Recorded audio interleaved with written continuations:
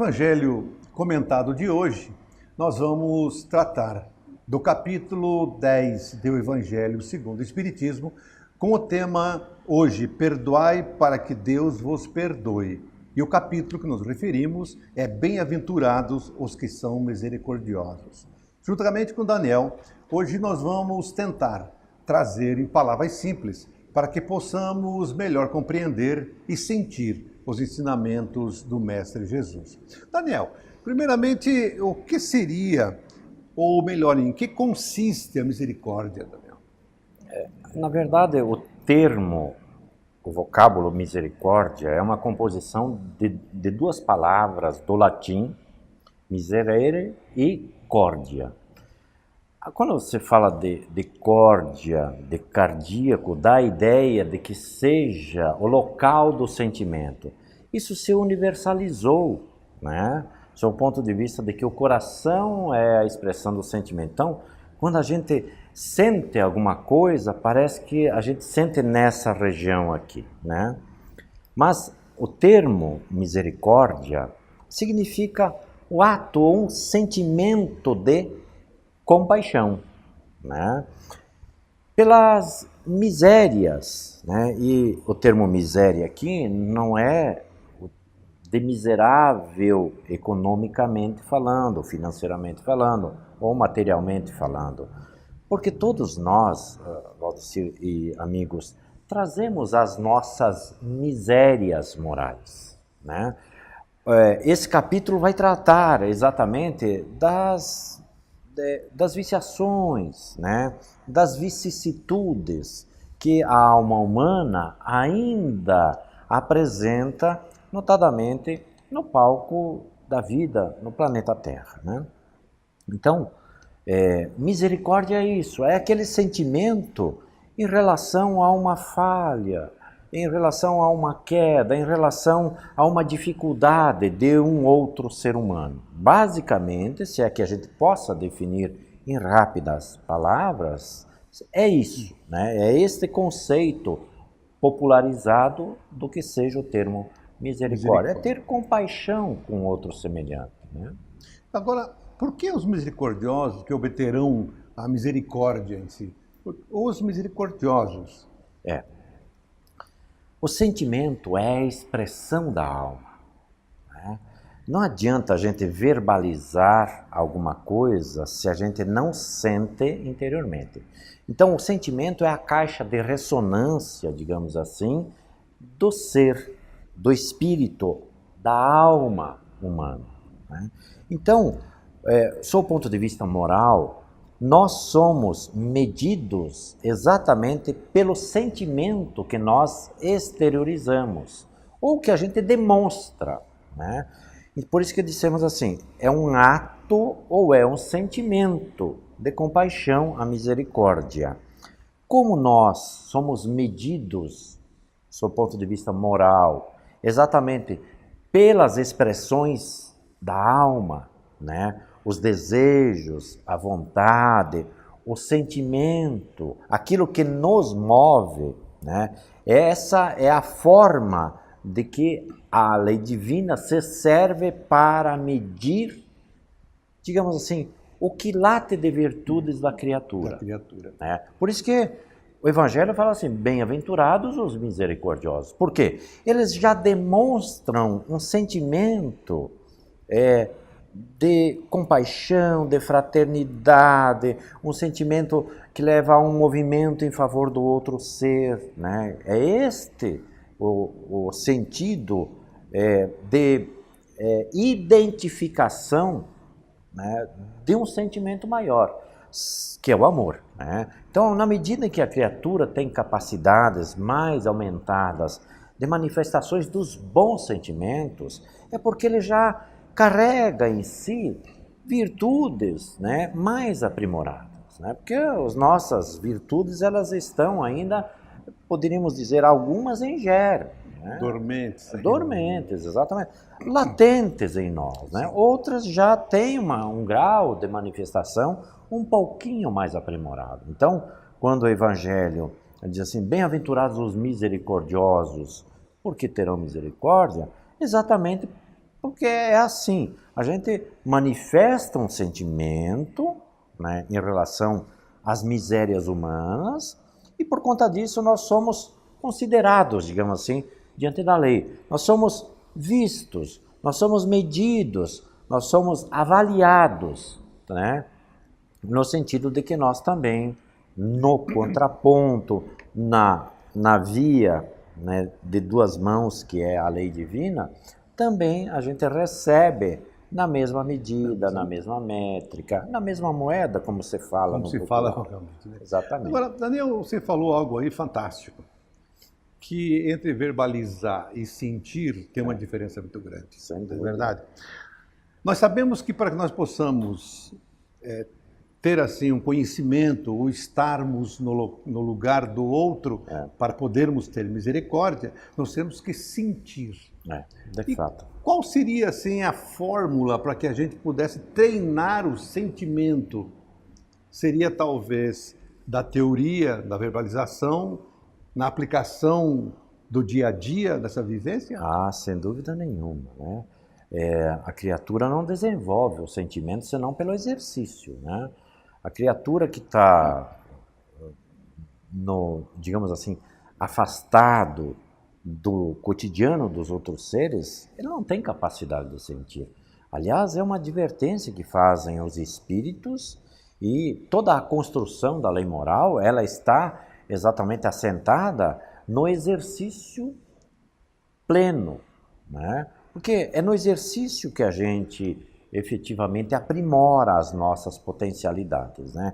Então, é muito bom meditar, é muito bom pensar, sim. Agora, o excelente é praticar.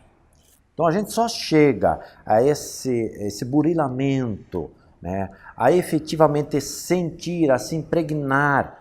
Modernamente, eles falam assim, a empatia, ou seja, colocar-se no lugar do outro, entende? Para experimentar o que o outro está sentindo, sem retirar-lhe absolutamente nada, né? Então, é este processo que a gente vai aprimorando, né? Quando Jesus entrava em profundo sofrimento, né, não era pelas suas coisas, né, pelas suas necessidades, mas sim porque ele antevia e colocava-se no lugar da humanidade, exatamente antevendo o processo de sofrimento, das dores, das necessidades, né? Disso que nós falamos agora há pouco, entende, que é essa necessidade de aprimoramento do ser humano que demora longo curso na existência. Então, ele chorava as dores que não eram as dele, né? Como espírito necessitado. Jesus está acima desse processo, né? Mas exatamente pelo seu caráter profundo de sentimento misericordioso é que ele chorava as dores da alma humana. Então, ele não chegou nesse ponto só na meditação, afastado da realidade do ser. Não, ele se aprimorou no processo existencial, né?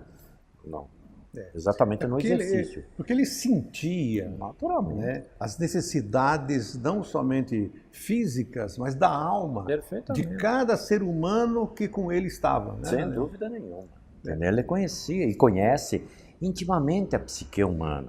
Então, é isso. Diante de uma miséria humana, né, quando nós nos condoemos, a criatura ela não fica inerte.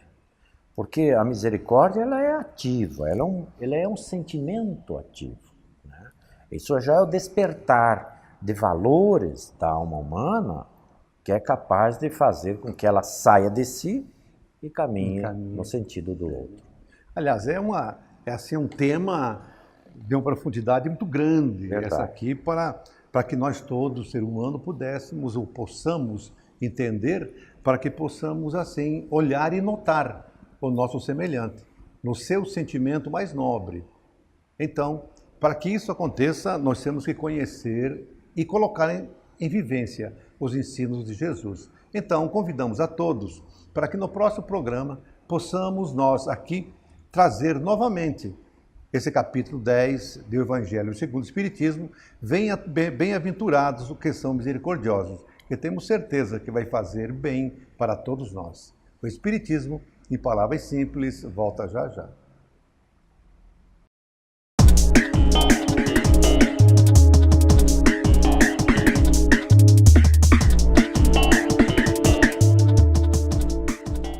Olá, bem-vindos ao quadro Espírito Jovem. Nós falamos sempre aqui. Esse quadro trabalha com a questão da educação e os assuntos ligados direto ou indiretamente à educação. E nós temos uma bandeira de Allan Kardec, que nós nos apropriamos para que seja uma espécie de slogan desse nosso quadro e que pontua os rumos e as reflexões que nós buscamos fazer. Educação é o conjunto de hábitos adquiridos. Então, todo assunto e toda reflexão que possa nos ajudar a pensar nos nossos hábitos e transformá-los para melhor é do nosso interesse e são assuntos que nós estamos trazendo aos amigos para refletirem com muita humildade, mas essas reflexões podem gerar em nós ou causar em nós novas emoções, uma nova maneira de ver a vida e nos sentindo melhores. A partir disso, nós temos mais chances de transformar e de modificar nossos velhos hábitos, trocando-os por novos. Estamos falando em homenagem a uma doutora espírita desencarnada há pouco tempo, que foi uma médica cientista de escola. A contribuição que ela deu para a ciência espírita foi de tal ordem que já há inúmeras palestras ou artigos sendo feitos a partir do trabalho que a doutora Marlene Nobre deixou para os seus amigos, para o Centro Espírita que ela fundou e para a Associação Médico Espírita Brasileira e Internacional, pela qual ela lutou tanto e por tantos anos.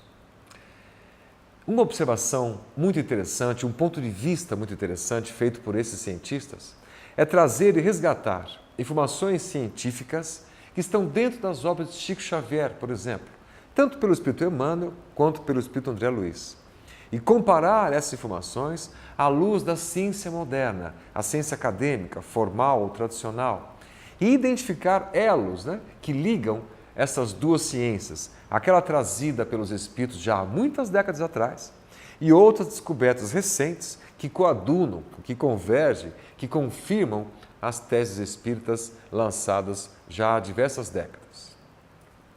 De alguns pontos de vista, nós vamos trabalhar neste bloco o seguinte: as informações dadas pelo Espírito Emmanuel e por André Luiz sobre o nosso pensamento são maravilhosas, são sensacionais. Espírito Emmanuel, por Chico Xavier, dizia lá na década de 40 e 50, especialmente no livro Pensamento e Vontade, Pensamento e Vida, e na obra Emmanuel também, que pensamento é energia eletromagnética. Somente nas últimas décadas, a ciência laboratorial, a ciência moderna, que conseguia ou consegue, através dos aparelhos de tomografia, de imagens computadorizados, mapear o cérebro e, portanto, os resquícios do pensamento e como é que o cérebro trabalha em relação à questão do pensamento.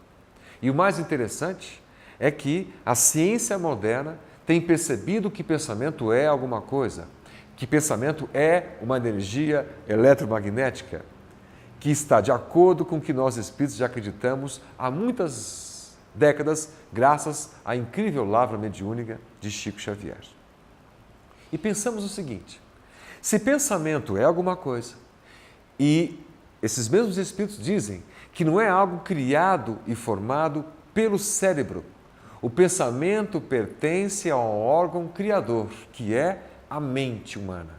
A mente é a expressão que os cientistas usam, cientistas acadêmicos, laboratoriais, matemáticos, para designar algo que não é o cérebro. O cérebro pertence ao corpo físico. Nele se refletem todos os pensamentos e emoções que são geradas pela mente humana, como dizem os cientistas. Em lugar da expressão ou palavra mente, nós, enquanto espíritas ou espiritualistas, usamos a expressão alma ou espírito, querendo dizer a mesma coisa, ou seja, algo que não é material, que somos nós na nossa essência espiritual. Somos nós que pensamos, somos nós que sentimos. E o cérebro é o incrível órgão capaz de codificar os pensamentos, codificar as emoções e trabalhar com as células do corpo todas, com as enzimas, com os hormônios, né? Nas suas reações químicas, todas que acontecem no corpo a todo instante. Então, as causas das nossas aflições físicas não estão no nosso corpo físico, estão no nosso comportamento mental, em como pensamos, o que pensamos, os vícios do nosso pensamento, os pensamentos negativistas, os pensamentos depressivos, os pensamentos de ansiedade, aqueles pensamentos que nós vamos criando e formulando, se tal coisa acontecer, a outra acontece, a outra, e quando percebem os casais estão brigando terrivelmente por conta de um ciúme muito imaginário, produzido por esse pensamento, às vezes malicioso, maledicente outras. E pelo nível de vibração, já que é energia eletromagnética, ele vibra, também é uma onda. Assim como as cores, cada cor emite uma radiação, é um padrão vibratório diferente, a cor azul tem um padrão, a cor vermelha tem outra. Nosso pensamento, se é de amor, se é de afeto, se é na direção do outro, se é um pensamento altruísta, que abraça as pessoas e as causas, tem um tipo de vibração. E nós colhemos o efeito dessa vibração, positivo nesse caso.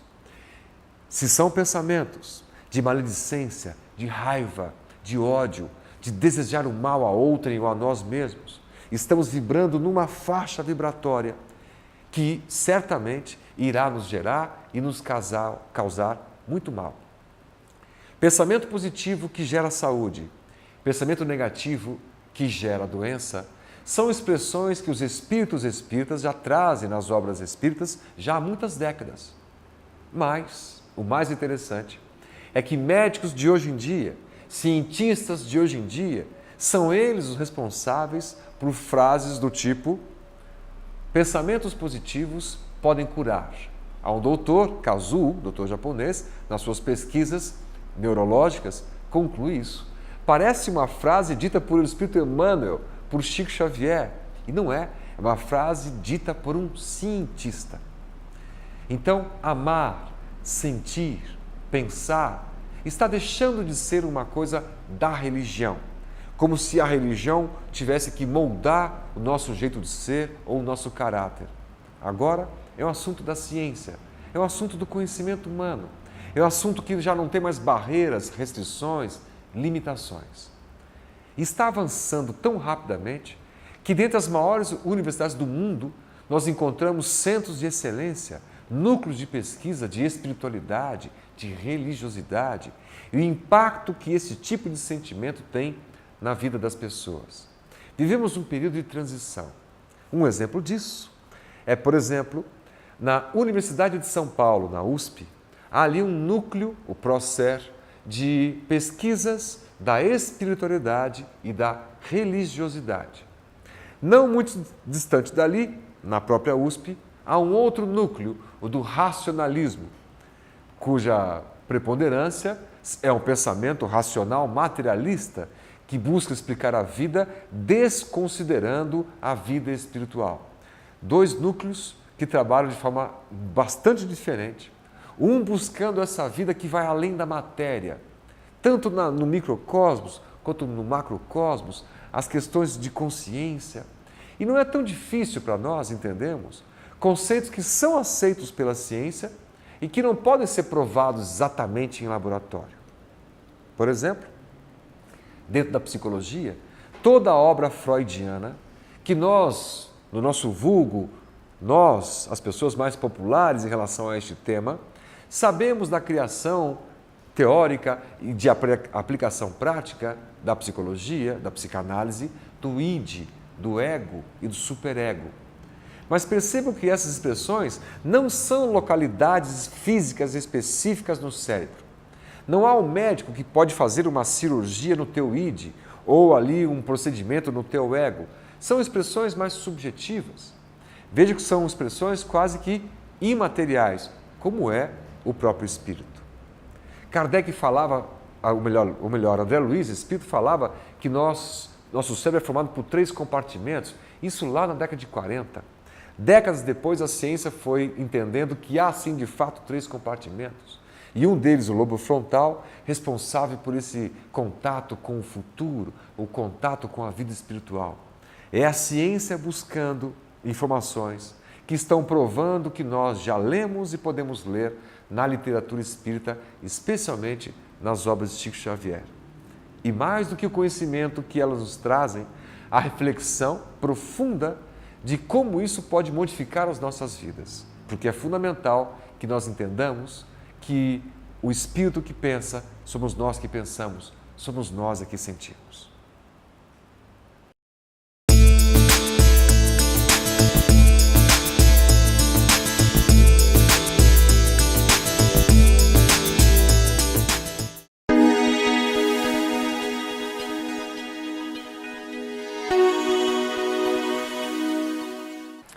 Olá, amigos.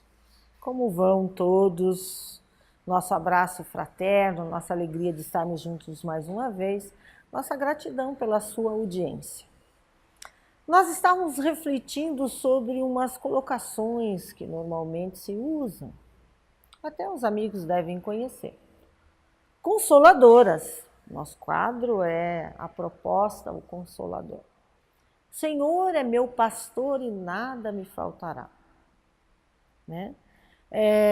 Viver no mundo sem ser do mundo. Certas colocações que Jesus nos fez e que normalmente as pessoas usam, e nós acreditamos que quando a pessoa coloca esta frase no seu carro, no seu veículo, no seu comércio, no seu local de trabalho, a gente cria um entendimento de que aquilo teve uma importância muito grande para ela.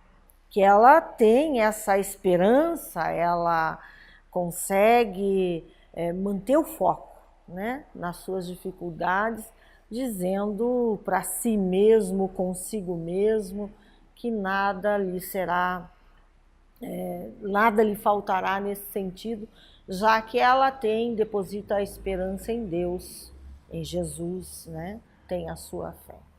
Mas nós gostaríamos de refletir se talvez você, ou eu, ou nós, não tenhamos parado para pensar nessa citação do Cristo. O que significa ter um pastor? Significa ser conduzido. Mas ser conduzido por uma pessoa? Ser conduzido pelo Cristo? De que forma Jesus nos conduz na vida? Aí nós vamos ter que parar para fazer a observação das suas leis, dos seus exemplos, dos seus ensinamentos, porque é preciso fazer a nossa parte. Não pode ser uma frase feita fora de um contexto sem que pertença ao nosso entendimento, principalmente à nossa emoção, o nosso sentimento. Os Espíritos nos colocam em Evangelho segundo o Espiritismo que cada tempo é marcado pela sua época, pela trajetória do conceito que aquelas pessoas que vivem aquela época têm. Segundo os espíritos bondosos, a nossa era, e nós concordamos, é uma era do intelecto, do crescimento intelectual, no entanto, da indiferença moral.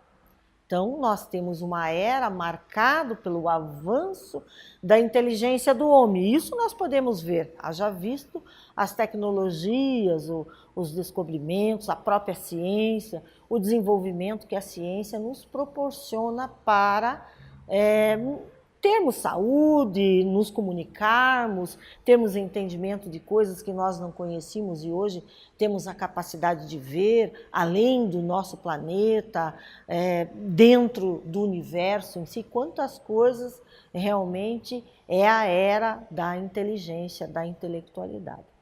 Mas nós também temos que entender que realmente é a era da indiferença moral. O que é uma indiferença moral, em palavras simples? É nós nos conduzirmos e banalizarmos as situações, banalizarmos a educação, a própria ética, a própria conduta, banalizarmos o crescimento ou então a manutenção da família, por exemplo. Nós vemos muitas perturbações nesse sentido e parece que se torna normal. As pessoas começam a observar, por exemplo, a conduta humana, né? Haja visto todas as notícias que temos em mídia, não é uma crítica, mas é uma análise do entendimento do ser humano. E o Evangelho também nos diz que este mal chegará ao caos, mas aquele que perseverar até o fim será salvo. No sentido de que nós precisamos estar atentos com esta proposta de sermos guiados por esse pastor que nós nos propomos dizer e aceitar e entender que nada nos falta realmente de essencial nesta vida se nos deixarmos levar por este pastor, né? Não nos faltará. Inclusive o fortalecimento mediante as dificuldades, porque há dificuldades que nós não conseguimos ultrapassar, mas há outras tantas dificuldades que nós conseguimos modificar, né? Então nós temos a coragem necessária para lutar o bom combate, como assim dizemos, e para vencer as nossas próprias dificuldades. Então, nessa referência da inteligência, do moral, do crescimento, do bom senso, do senso desenvolvido, né, crítico, que nós devemos ter para entender as propostas do Cristo, que ela vai falar para nós da tolerância, da paciência, do bom costume, da educação, do honrar o pai e a mãe. Quer dizer, nós aí no contexto vamos ter que ver uma família estruturada, uma família com as suas características, com as suas dificuldades, mas estruturada dentro dos ensinamentos de Jesus, que vai apontar aí todas essas características dentro dos seus exemplos, né? Amar o próximo, ser tolerante, perdoar, construindo um mundo melhor. Então, nesse sentido, o Senhor é meu pastor e nada me faltará, nós temos que ver o quanto nós estamos nos permitindo deixar-nos conduzir por Jesus. O quanto faz a diferença para nós essa condução. O quanto isso é esperançoso e consolador, é verdade, mas nós não podemos deixar de fazer a nossa parte. Para ir terminando esse nosso quadro, nós lembramos de uma pequena história que foi narrada, que dizia o seguinte: um senhor com seu filho caminhavam pelo deserto com os seus camelos e conduziam-se de um lugar para outro. Dado um momento, pararam num oásis, num lugar onde tinha algum recurso para ficar, e o pai recomendou ao filho que amarrasse bem o seu camelo. E o filho foi, olhou para o céu, orou fervorosamente e foi dormir. Na madrugada, o filho acorda, espantado, chamando o pai, gritando: o camelo fugiu, o camelo fugiu, o camelo fugiu. Ora, meu filho, mas você não amarrou o camelo? Ah, pai, eu orei e pedi ao Senhor que a gente pudesse dormir em paz e que nada acontecesse, então eu não amarrei o camelo. E o pai olhou bondoso e educativo para o filho e disse: tu não sabes que Deus obra pelas mãos dos homens? Você deveria ter amarrado o seu camelo. Façamos a nossa parte. Até o próximo bloco. Continue assistindo o Espiritismo em Palavras Simples. Muita paz.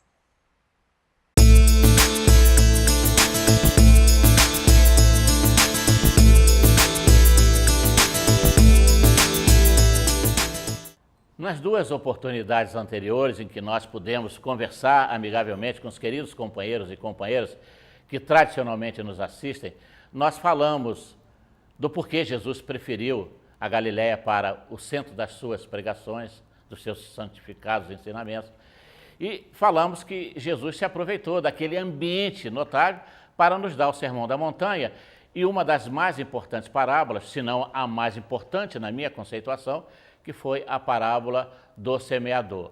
E nós mostramos que Jesus fez referência à parábola do semeador, mostrando que existem diferenciados níveis de comportamento no formato humano, no comportamento nosso, da nossa sociedade, no campo da ligação com o Criador. daqueles que buscam Deus, que amam Deus, que respeitam Deus, que buscam seguir suas leis, aqueles que falam de Deus, mas não vivem. E Jesus, então, nos mostrou a parábola do semeador exatamente para caracterizar essas diferenças. As sementes que caíram na beira da estrada, que morreram, as sementes que caíram na estrada, que germinaram, mas acabaram por morrer por falta de condições de fertilidade. Aquelas outras sementes que caíram entre os espinheiros, que cresceram e podiam dar frutos, mas se deixaram sufocar pelo abraço terrível dos espinheiros. E, finalmente, Jesus nos fala que uma grande parte dessas sementes caiu em terra boa, em terra fértil, e passaria a produzir de 30%, a 60%, a 100%. Lembram-se?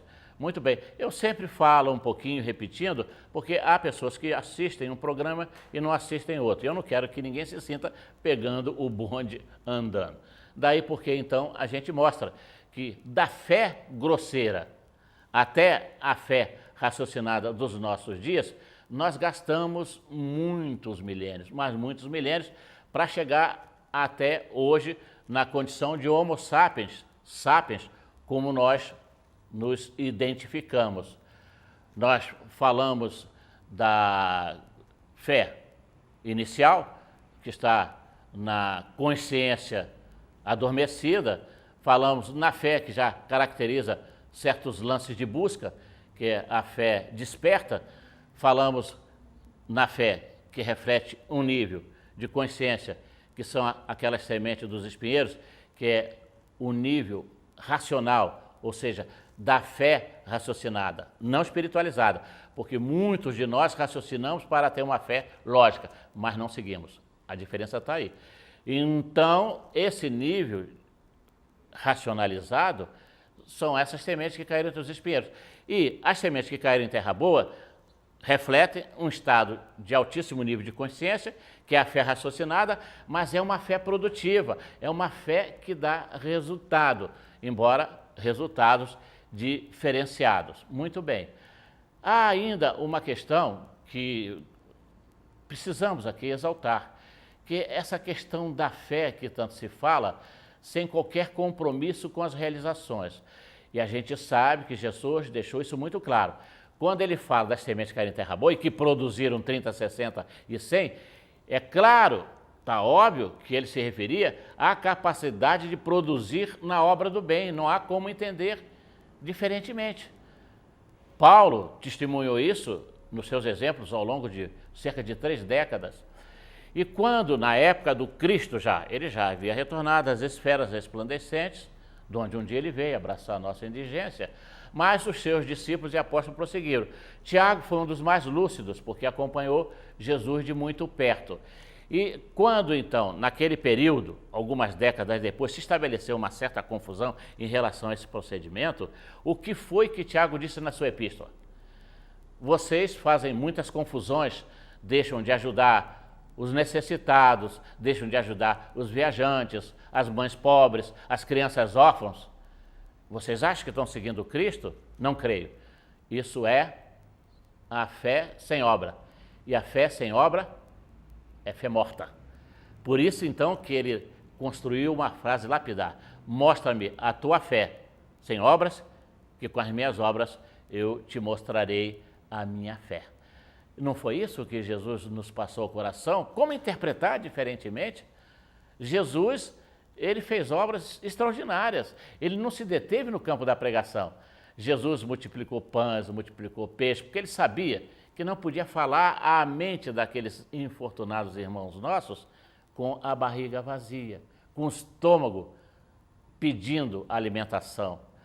E, além disso, Jesus, da pregação, da distribuição de pães, peixes, ele se encarregava de promover também a cura espiritual de muitos, expulsando os chamados demônios, que nós, em Espiritismo, chamamos de desobsessão.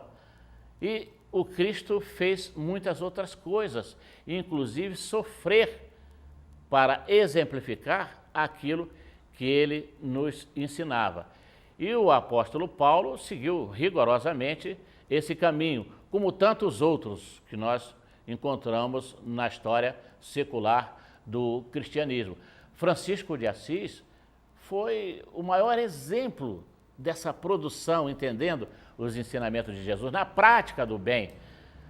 Desencarnou aos 44 anos, ali no século XIII da nossa história, e ele amou e fez tanto que, logo após a sua desencarnação, os franciscanos já se contavam aos milhares. Segundo a história, eram mais de 200 mil franciscanos que seguiram rigorosamente os trabalhos de Francisco de Assis. Nós temos mais para os nossos dias os exemplos de Irmã Dulce. Todos nós sabemos que essa companheira idealista, essa missionária do amor cristão, nossa irmã católica, ela tinha deficiência respiratória. Ela dormia sentada, mas mesmo assim nunca abandonou o seu recanto de paz, de luz e de trabalho. E o que dizer de Teresa, que nós chamamos respeitosamente de Calcutá? Porque ela viveu ali, nessa cidade de Calcutá, no leste da Índia, que era uma cidade totalmente abandonada dos favores políticos, dos favores governamentais. O povo se apiava nas ruas, passando fome, crianças abandonadas, mocinhas se prostituindo. Muitos desses nossos irmãos famintos eram jogados na beira da estrada, jogados nos contêineres, e ela tirava respeitosamente e levava para reconduzi-los à dignidade humana. Nós vamos encontrar no nosso Bezerra de Menezes, que foi cognominado o médico dos pobres, prestando um serviço extraordinário à sociedade carioca daquele tempo, servindo de exemplo para os nossos dias. Chico Xavier abriu mão de mais de 200 milhões de reais de direitos autorais para as instituições assistenciais. Então vejam, meus irmãos, que realmente não há como entender fé sem obras, como nós mostramos claramente, como Jesus evidenciou para os nossos corações. E aí você certamente deve estar nos perguntando, e o quinto nível consciencial que você estava falando? É muito fácil. A parábola nos diz que um semeador saiu a semear. Quem é o semeador que saiu a semear? É o próprio Cristo. O Cristo é a expressão máxima desse maior nível de consciência, que é a consciência universalizada, é a consciência cósmica. Portanto, o Cristo é a representação dessa consciência cósmica, que nós um dia vamos alcançar pelo trabalho constante e milenar da evolução, sem pressas, mas com o devido cuidado para não perdermos precioso tempo, mas vamos caminhar na direção da conquista desses valores que hão de permitir que a gente entre na posse das maravilhas universais, porque nós seremos co-criadores da obra de Deus. Nós seremos os futuros mantenedores da obra de Deus, recebendo uma alegria, uma felicidade, uma paz que não há expressão aqui à face da terra. Daí porque nós temos que buscar essa luz maior central, que é do amor do nosso Pai, do nosso Criador, para encontrarmos tudo aquilo que aqui nessa vida nós buscamos e não achamos. E para isso nós temos que nos mirar em quem? É nele, que é a expressão desse nível de consciência universalizada ou cósmica, porque ele fez questão de mostrar que somente ele é o caminho da verdade e da vida. Portanto, não existe caminhos específicos para a felicidade que nós buscamos. Com Cristo, nós entendemos que a felicidade é uma forma de caminhar servindo, de caminhar vivendo, exatamente como ele nos ensinou e nos exemplificou.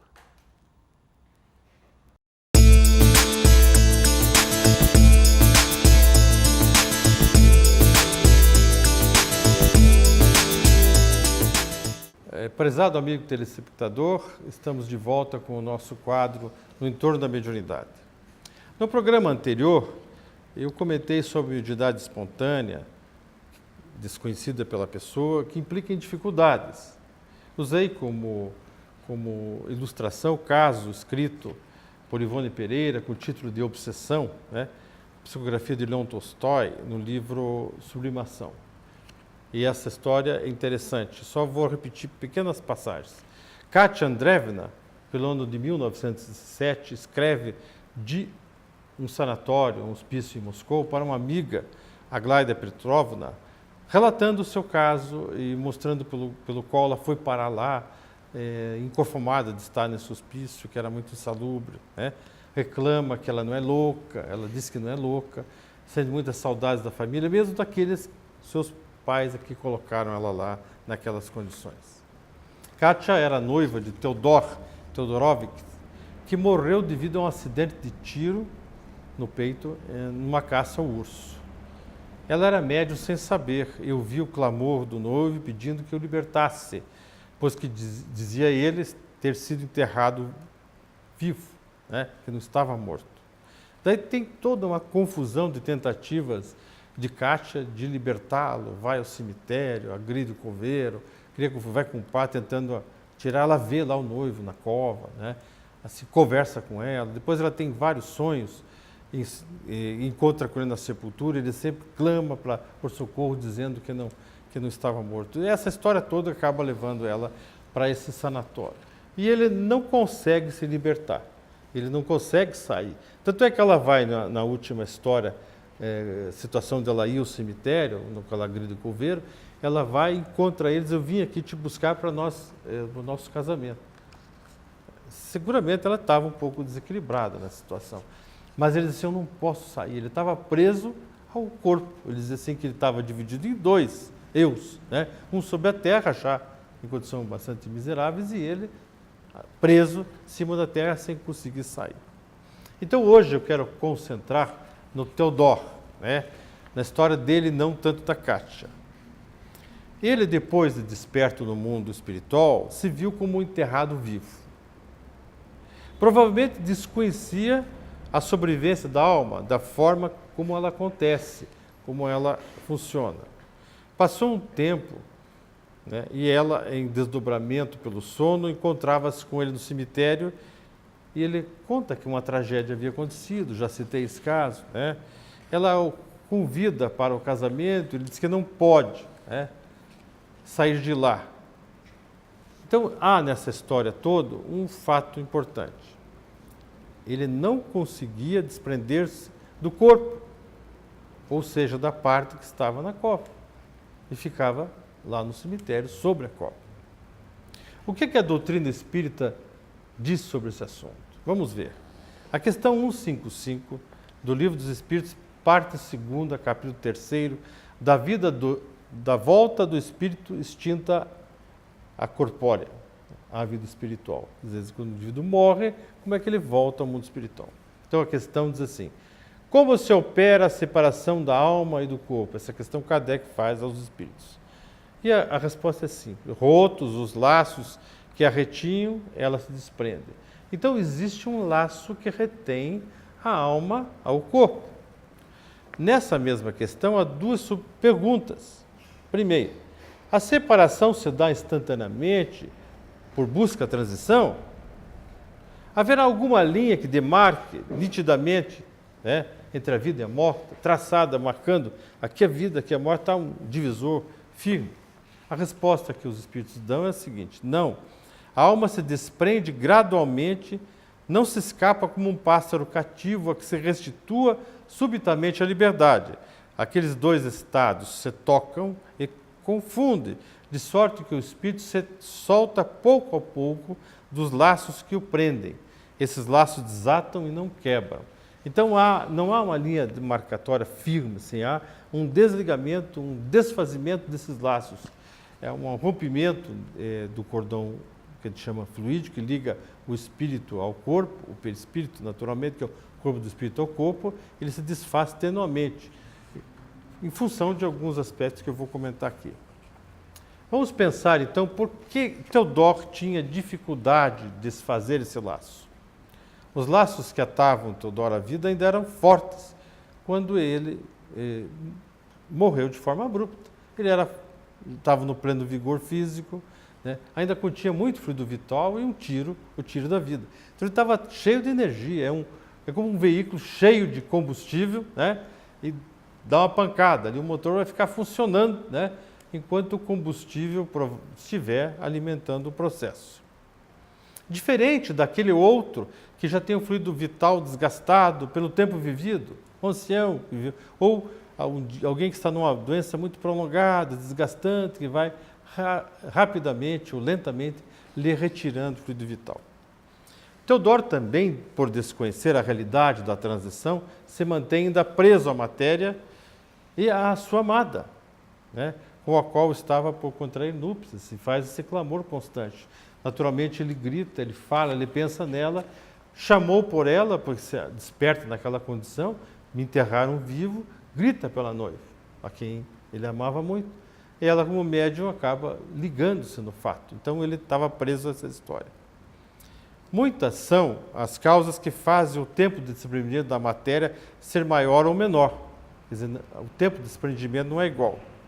Por exemplo, se o indivíduo é muito focado na vida material, que está preocupado em ter bens e poder e gozar dos prazeres, né, que a riqueza e o poder lhe permitem, que vive egoisticamente, terá maior dificuldade de libertação.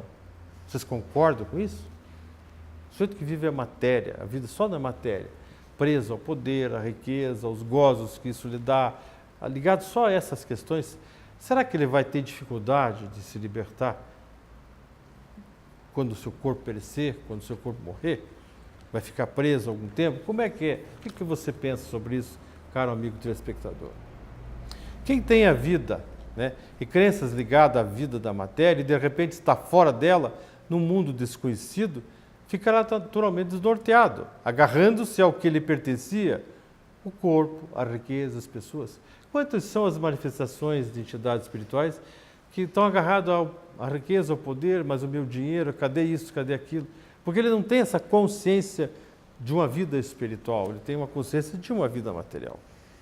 Também entendo que terá dificuldade de libertação, e será difícil, aquela pessoa presa ao vício.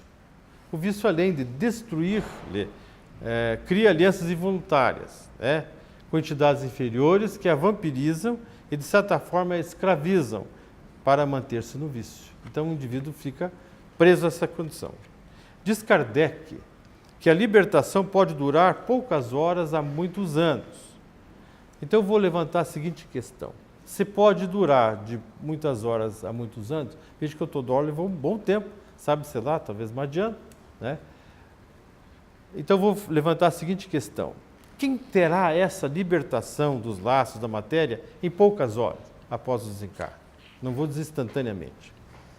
O senso comum, no meu entendimento, diz que é um conhecimento intuitivo, aponta para as pessoas boas, com vida espiritualizada, com interesses voltados ao bem e ao próximo e desprendidos da matéria. Mesmo que essas pessoas não tenham conhecimento da vida espiritual como ela é, mas se elas são pessoas boas, dedicadas ao bem, não a tudo de forma egoísta voltada ao próximo, naturalmente elas terão apoio de libertação, né?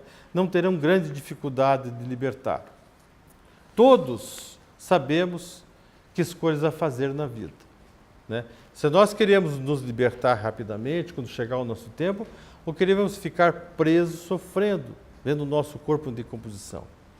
Então, nós temos intuitivamente, no nosso sentimento, a escolha que deve ser feita. A grande questão é, por que não fazemos essa escolha, né? É uma pergunta que eu deixo no ar para você pensar. Se você sabe, por que você não faz a escolha? Essa é uma questão muito interessante. Por hora nós ficamos por aqui, né? Eu recomendo aos amigos telespectadores que sempre fiquem ligados ao programa, né? Porque é uma escolha saudável, inteligente, um momento de paz, de reflexão e de elevação espiritual. Pense sobre isso, né? Trabalhe essa questão. Convido você a estar sempre preso, ligado ao nosso programa. Tchau.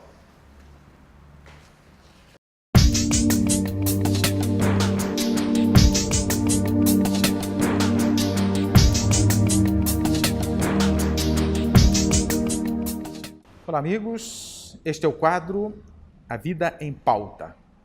Nos dois últimos programas, nós enfatizamos a grandeza de Deus e a necessidade de buscarmos o conhecimento, pegando como base a proposta de Jesus: conhecereis a verdade e ela vos libertará.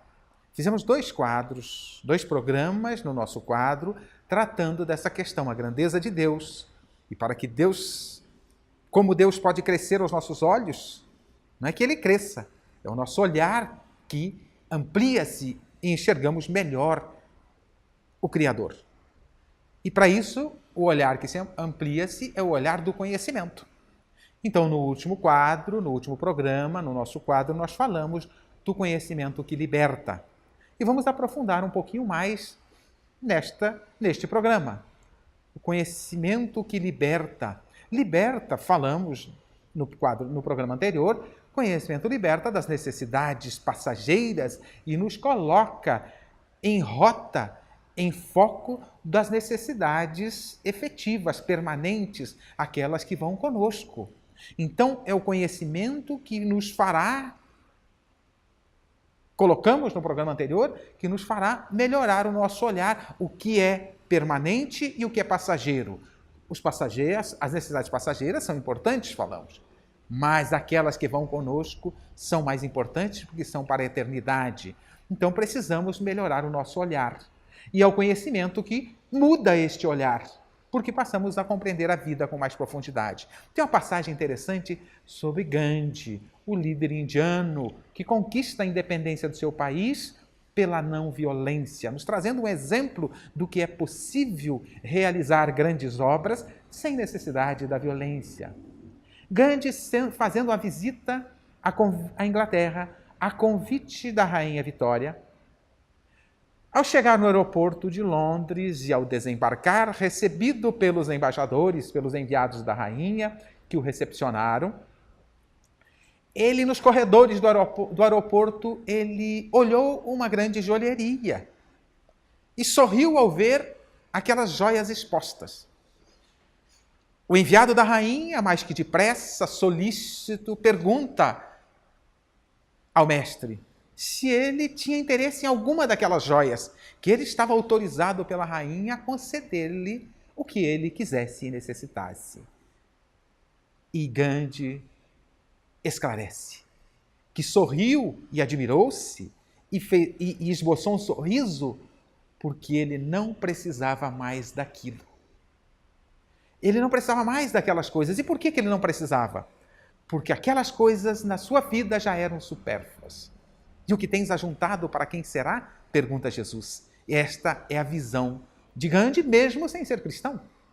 Então, ele já tinha evoluído a tal ponto que ele dava para as coisas passageiras o valor necessário, o valor que elas mereciam.